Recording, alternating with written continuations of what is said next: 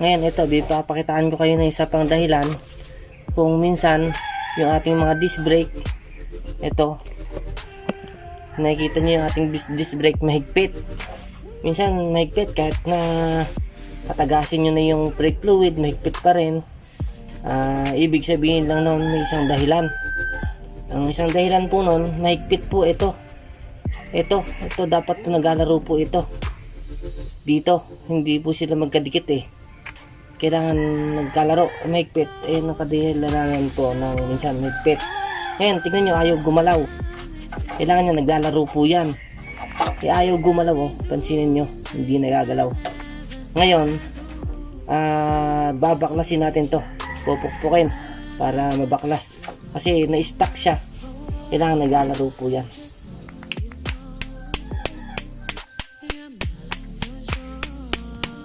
Yon. Nahulog siya. Nahulog. Ito, ibig sabihin, natuyo. Natuyo ito. Kung makikita nyo, natuyo yung nasa loob. Ang butas. Ito, natuyo. Mga boss, wala na siya. Dapat may grasa siya o langis. Itong isa kinalawang na sa natuyo. Natuyuan siya. Ngayon, kailangan lihahin muna ito. Teka, kuha tayo ng liha. Lilihahin natin itong kinalawang. At ito ang dahilan kung bakit humihigpit ang ating mga disc brake, ang ating caliper. Lihahin natin ganyan, mga kaibigan. Yan, okay. Okay. Yan. Lihahin nyo lang, mga kaibigan. Lihahin nyo. Ayan, okay na. Nalihan na. Ngayon, lagyan yung WD-40 naman. Ito. Itong loob, okay, grasa. Okay, langis. Ako, ang lalagay ko dyan ay yung grasang hindi natutuyo. Yung hindi natutuyong grasa. Ito pang sasakyan ito. Nabibili ito sa mga shop ng bilihan ng mga piyesa ng sasakyan. Sabihin nyo lang, grasang hindi natutuyo. Okay, ito yun. Ngayon, ito ilalagay ko kasi mas maganda ito. Lalagyan muna natin yung bakal na nilihan natin. Okay, sa mga ating babahagi na ito. Okay, yan.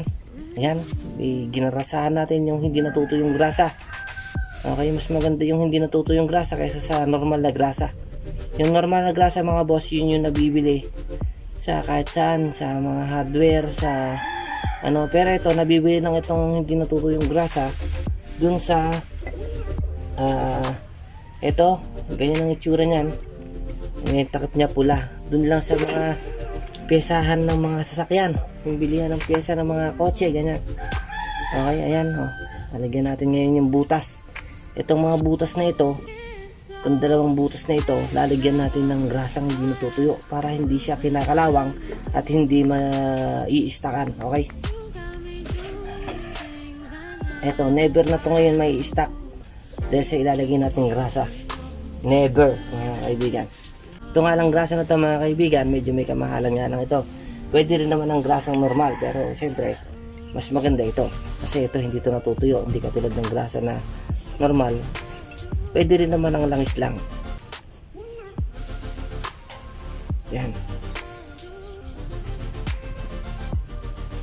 Ayan, lagyan na natin. Yun. Okay, naglalaro na siya. Siyempre, mga boss, dapat malinis ang gawa natin. Walang bahid ng kadungisan. Nasa natin ng mga kumayat na grasa. Ayoko kasi ng madumi tignan. Gusto ko lagi pulido. Pulido yung gawa natin. Hindi ako gumagawa, mga boss, nang hindi ko pinupulido. Kasi ayoko nang nasasayang lang ang punta ng customer dito sa akin. Ayan, mga boss. Ngayon, boss, tignan natin ngayon. Siya naglalaro na, maluwag na siya ngayon. Hindi ko na siya pinupukpok. Ay nabubuksan na ihilat hatak na natin, Yan, dapat kasi ganyan ng ganyan ng ng caliper, naglalaro talaga. para hindi siya mamakat. Okay, namamakat kasi ang mga boss. Okay, oh. Okay, ayos na. Pero gusto ko pa mga boss, lagyan ko pa ng pangalawa para sureball. Gusto ko kasi mas sureball ang ating gawa. Gusto ko lagyan ko pa siya ng isa pa. Yun. Lagyan pa natin ng ganito. Sureball. Okay, para mamasa-masa.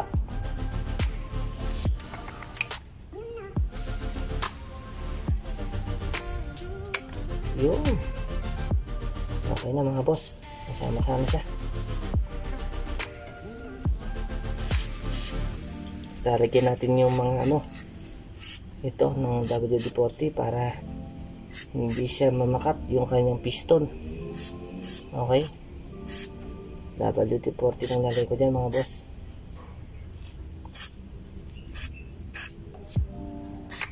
Yun mga boss. Lagyan ko ng WD-40. Paglagay ko boss ng mga WD-40, pinapasok ko yan boss para pumasok pati yung WD-40.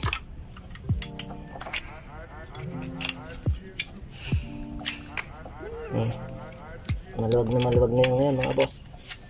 Tapos ito mga boss, lalagyan din natin yung kanyang bakal dito para sure ball na walang pakat. Okay. Pag tayo gumagawa mga boss, sure ball. Okay. Yun goods na yan mga boss. Pag ginamit na ng mayari, gusto ko goods na siya. Hindi masasayang ang punta sa akin ng mayari yung paggawa. Okay mga boss, ito ngayon boss ay hindi na ito mga mamakat, never na kahit kailan, kasi ang lagay natin grasa ay yung hindi natutuyo. Maliban na lang mga boss pag pinalitan nila ito ng natutuyong grasa, o kaya nilagyan nila ng iba pang grasa, o kaya nilinis nila. Maliban na lang mga boss kung ganon. Pero ito mga boss ngayon, goods na.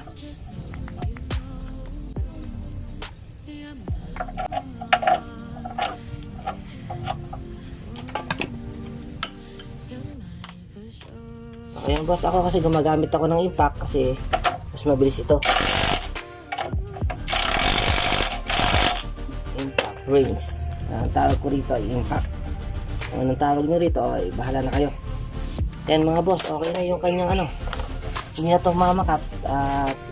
Pagka bubombahin nyo na lang dito sa may kamay, bombahin natin para bumalik na yung dati niyang ganit ng preno. Ayan tapos na. Ganun lang, bombahin nyo lang ng ganito. Pindutin nyo lang yung preno. Okay na, goods na mga boss, okay na yan.